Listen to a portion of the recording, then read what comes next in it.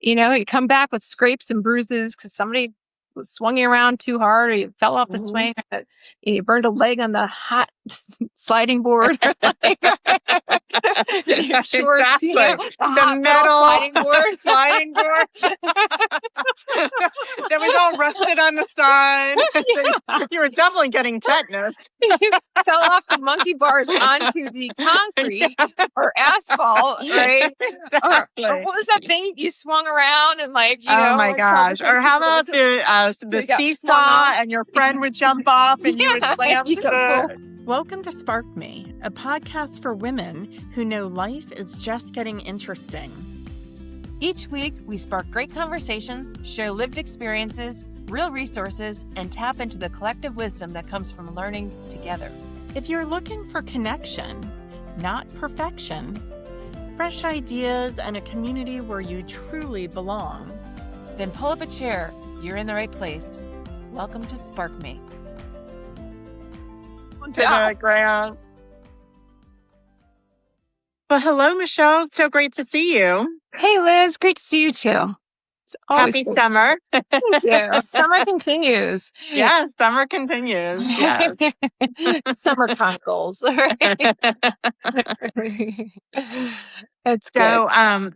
So I was thinking about you the other day because I read this great op-ed in the Wall Street Journal, and I was going to send it to you. But I thought we would just talk about it. Oh, even better. Plus, I probably wouldn't have gotten past the paywall. Right? Well, what was it? What was the article? So yeah, it's this op-ed that was written by former Senator Ben Sasse. I don't know if you are familiar with him, but he has sort of an interesting perspective. Right now, he's battling terminal pancreatic cancer. And so perhaps his perspective on life might be a little bit different than, those of us who are sort of in the moment, like just trying to get everything done we need to get done. So he wrote this op-ed, and I want to say the title of it, and I'll probably butcher it a little bit, is The Habits for Humanity in the Age of AI. And he breaks down sort of first of all, he starts the op-ed with some really interesting statistics. One of which is that we're lonelier than we've ever been. Oh. As a society. Yeah. Okay. And I feel like I could see that with, social media. It can be very isolating, can make you feel like everybody else is living their best life and, you're not for whatever reason. So that was sort of interesting. Another stat was that we have like almost no trust in our institutions, whether it's state government, federal government, healthcare institutions, university institutions. We went from something like 77% trust in our institutions in the mid-1960s to today only 17% of people trust institutions. That's a dip. That's a cataclysmic dip. That's a cliff right there. Yeah. Wow. And Liz, did he say is it all social media? Is it trust in institutions is probably different, but they might still go hand in hand. Just sort of what I see from social media, and of course I've heard this online, but I also it's just common sense. Is that it does push you. It is taking people into echo chambers. It just absolutely is. It just it just feeds you what you want or what it thinks you want. And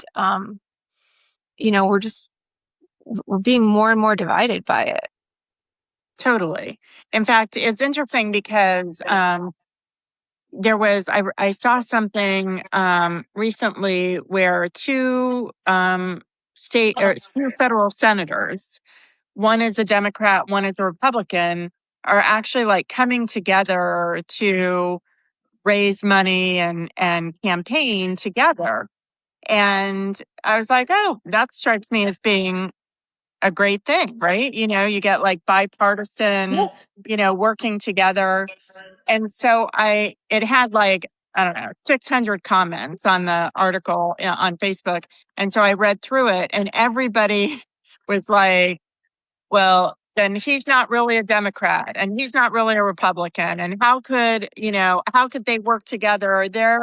They're like, they should be enemies and like fighting against each other. And I was like, oh my gosh, like, how are we at this point in Yeah. society where we're so polarized that we can't just like, we're all humans, like just be courteous to each other, Well, I think that's why we need to connect more, right? Because it's when you connect and when you have to sit at tables together, you remember that we're all human. You remember that we all really overlap in a lot more areas than we disagree, Yeah. and I just think that like maybe what I force myself to do, and because my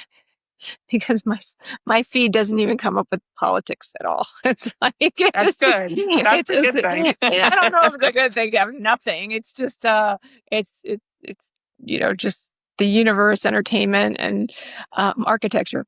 But but I don't, because I think what happens is you don't start to ever hear from the other side. Like let's go before social media, before phones, even before computers and the internet. You had the news, and that had its biases, of course it did. Mhm. But there was more balance. There's Mhm. a little more balance, and you could say it's swayed this way, it's swayed that way, and there's good arguments to be made for that. But you had to hear the other side to some extent, right? Like so um and at least there seemed to be more of an effort for people to cross the aisles, or like, because the country has historically been more center, left center or Right. right center, but center, Right. right? Exactly. Because that is the biggest Venn diagram overlap, right? Just like Mhm. we all tend to care about the same things at heart, and even where we disagree, it tends not to be as polarizing as you would believe, and I think that is real, what you said, because it's happened at tables I've been at, where if you start to say anything against the majority, or against the sort of, most extreme, you're the enemy, or you're like, why would you even say it? Like, oh, or you feel like you've crossed into territory and you're exposed, or you're not safe, Mhm. and that's a shame, Yeah. and so almost I feel like, and I do this with myself, if I do hear or read something on one side, I'm like, well, what does the other side say about this? Mhm. And there's always something where I'm like, well, that made sense too, or that was like, well, Yeah. oh, they don't even see this is where they overlap, like, Right. yeah, that's interesting. That's really interesting. Yeah. And so he goes on to say one other stat that sort of ties into that a little bit is that only 1 in 3 people in the United States feel like they can trust somebody else. Whoa. I know, right? Can you imagine that? 1 in 3 people. So you see 3 people, 2 of them are looking at you like, I can't trust you, no Wow. matter who you is. Wow. Um, and so I think that, his point is that AI is going to exacerbate all of these issues Mm. because you're going to have more like fake news and image generation that's totally fake, but you're not going to be able to tell it's fake. You're going to have audio generation where you're going to hear things, but it's not really the person saying it. It's just AI recreating their voice. Um, and so, his point is in order to get out of that AI sort of chamber where you can't trust what you see and you hear, that we're going to have to move we're going to have to make some major change shifts in our habits. You and I have talked about this. We talked about serious travel. Like you're going to have to, if you live in the country, you need to go to the city and experience the city. If you live in the city, you should come to the country and experience the country. Get out of your normal, like, comfort zone and go somewhere that maybe is less comfortable for you and experience that. I think when that comes to fruition, what he's saying, and you can't trust anything you see or hear online.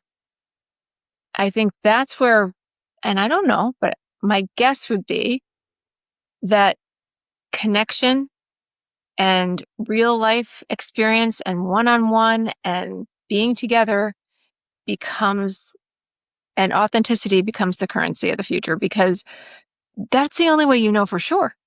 Right? It's like, I see you saying it. You're right here next to me telling me how you feel or what your point of view is, right? Like, it's not your AI image. It's not something that stole your image and likeness. So it probably makes, I wonder if it'll come back to connection because of that. Because you just, it's kind of already there. You can't trust anything you see online. You can't, I sort of feel that way now, right? Like, just too easy to fake something. And with AI, you just be like, make this tree talk and it'll, like, like make a tsunami, whatever. You could just, there's too much conjuring that can be done. So I wonder if that will bring us back to being together again. And wanting to like have those in-person connections, and travel is a great way to do that, because when you travel, and you can even see it like with things like not understanding other cultures or racism. Like if you go to a country and you meet the people, and you get to know them, that's why I feel like travel's important for everybody to do, because it's very hard.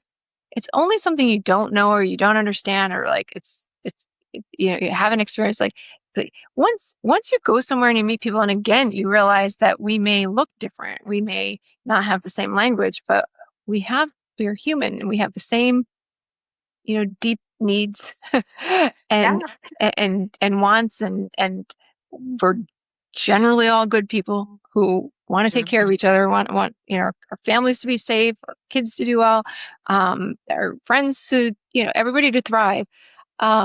I don't know, the differences just start to dissipate. So I do feel like travel is one really big way to overcome lack of trust, lack of authenticity, lack of connection, and encourage understanding and encourage, connection.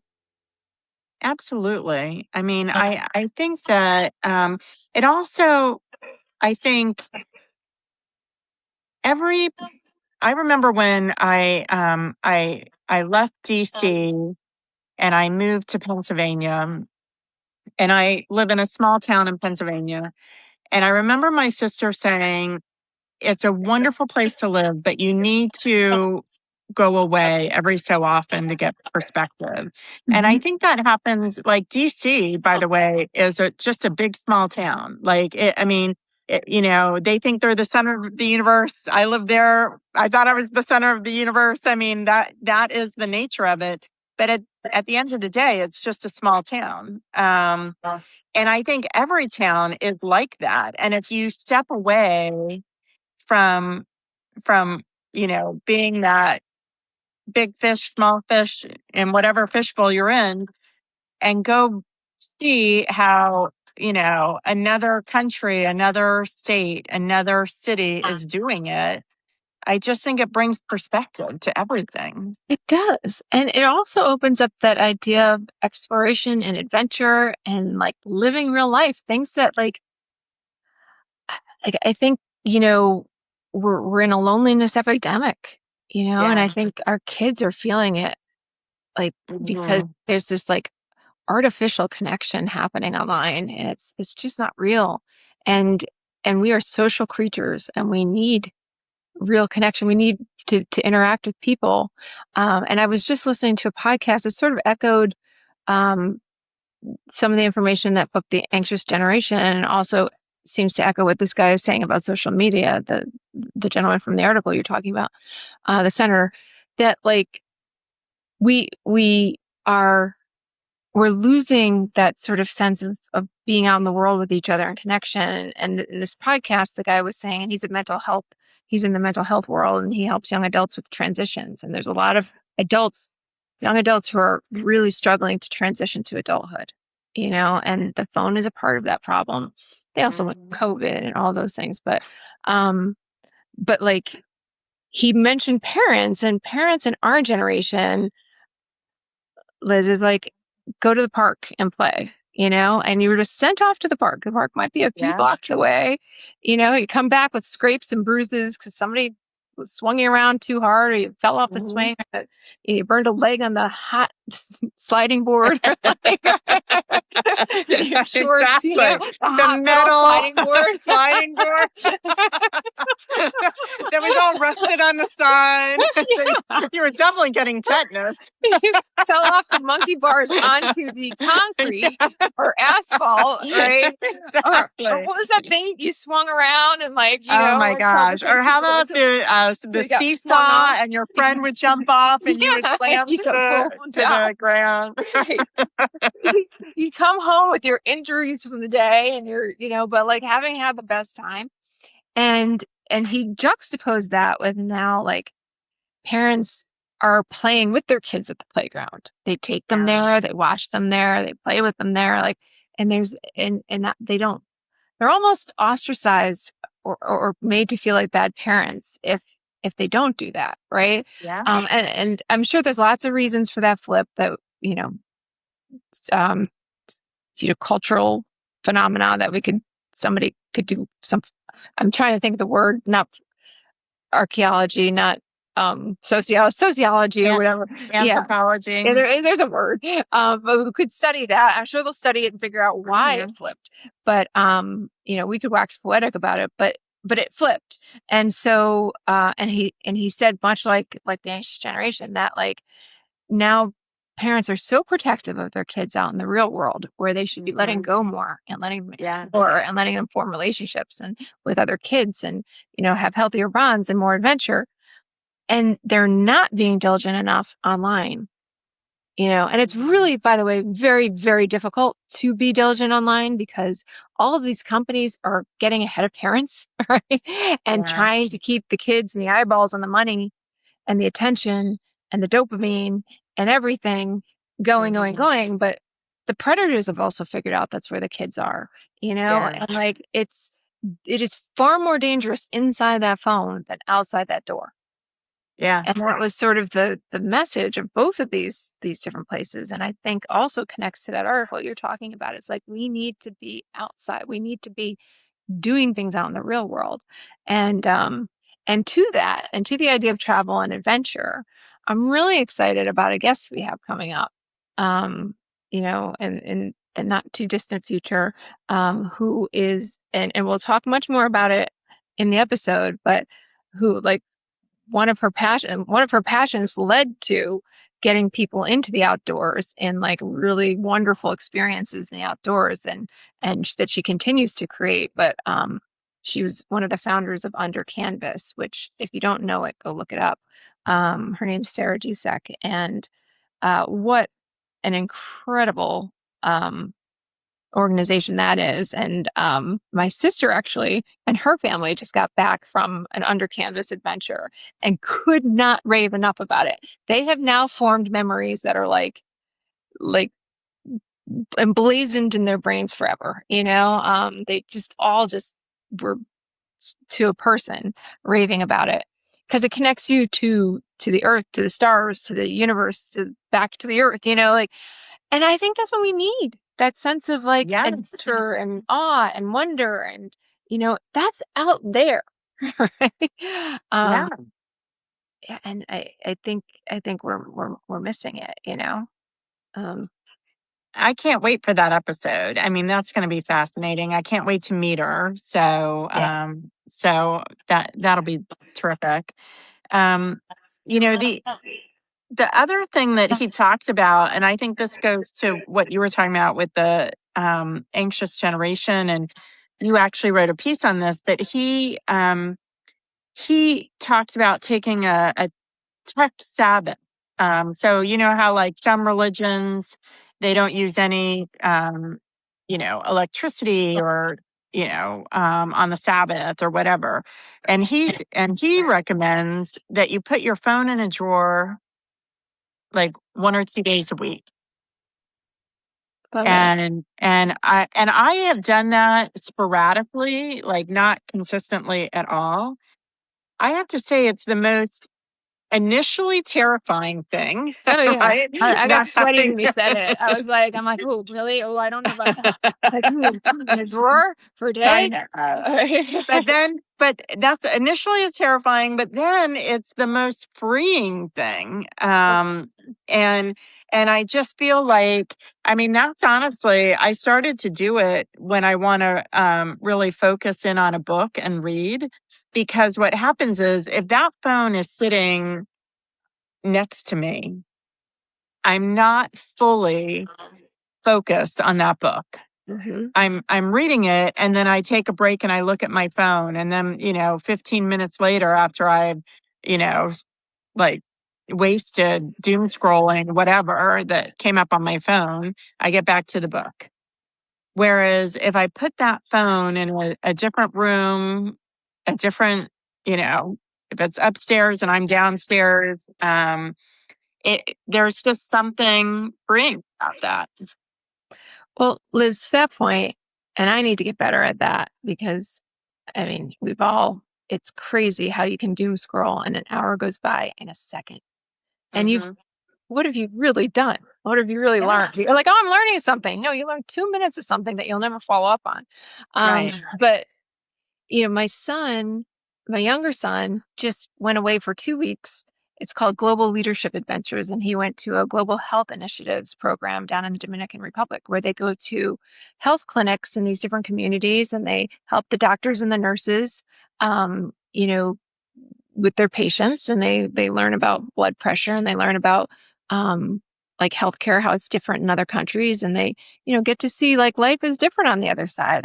There are patients with Parkinson's and they don't get the same care as they get here, or some of the supports, and vice versa. Like they learned so much, but for the entire 2 weeks you can't have your phone. You can call your parents at night maybe. um, and I will tell you, and so it's community. They're with other kids their age. They have a peer group. They're going into communities. They're learning about other cultures. They're doing something in service. And my son, this is the second year he went. Last year was Costa Rica, a service adventure there. He always comes back as like the best version of himself. And Yeah. he's sort of taken a forced break from the phone, which is so healthy for him. And I try to do it here. Like all these things have to get done before Wi-Fi comes back on or whatever. It's Mm-hmm. hard in a society where, it's so ingrained. But you kind of have to do it. But that break, it is when he thrives, you Yeah. know? And it was the connection, the lack of phone, the being somewhere else, learning about other cultures. Kind of, I just thought of it while we were talking, but it's all the things we just talked about. Yeah. And it's incredible. Like, it's like he comes back with a confidence and a sense of self and a sense of purpose, and he loves to help people and he makes new friends, and it's amazing. Wow. I love that. I love that for him. I love that for you. Yeah. So, Yeah. I just wish we could continue it in some form, back here, because it is just pretty phenomenal. But yeah, it's all those things. And yeah, I think we are in a place right now that we're suffering a bit. The we're, yeah.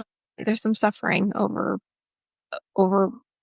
a technology that came on so fast, and now AI too. That Mhm. we don't even know what to do with it. It's just, you know, it's we're a little scrambled right now, right? Yeah. Yeah. But we'll figure it out, We will. Yeah. We will. So yeah, so look for that op-ed at some point. I didn't go all the way into it, but it was a very good read. And I think that he really had such a great perspective and some really good ideas on how to how to adjust in this, and be more human in a world that's, AI driven. I'm totally going to check it out. We'll put it in our show notes. Mm-hmm. And that, again, I know we put it in the show notes before, but we'll again put the anxious generation into the book, into the show notes. And that also reminds me, Liz, that we do have, and we will send it out, but we prepared a little Spark guide about the dangers of the phone and how to spot them and ways to protect. It's sort of the parent's guide to protecting kids on the phone. Yeah. And I get that this changes every other day, but I talked to a lot of people and a lot of parents and really tried to get as much in there as possible to be as relevant to today as it can be and really help, because even as I was talking to other parents, it's like, oh, you do what? And where is that? And what's that resource? And wait, how are you doing? And how are you doing? And it's all in there. Right. Yeah. So if you read it, if you're a parent and you download it and something's missing, let us know. We'll update it. It could be a living document.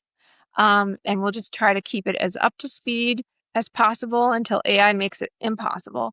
But until then, right, we'll put it out into the universe for everybody. And if you we'll have a place to sign up to download it or to send an email and get it from us. Whatever's easiest, we'll figure that out. But because we want it out there, but it really is. We spent some time on it, and I think it's I put it past some people who really wanted to poke holes in it, and they poked holes and then filled them, which is great. So so I think people will find it a very valuable resource.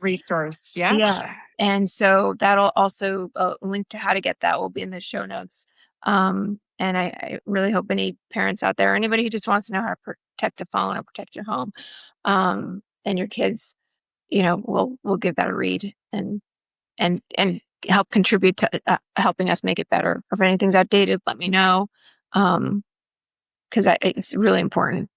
It's really Absolutely. Well, Michelle, as always, it's so great to see you and to talk to you. And I love our Spark Short conversations. Me too.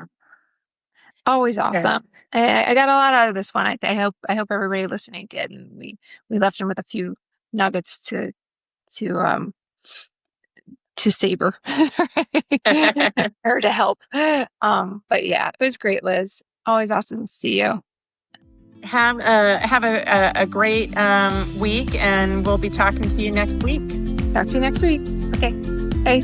Bye.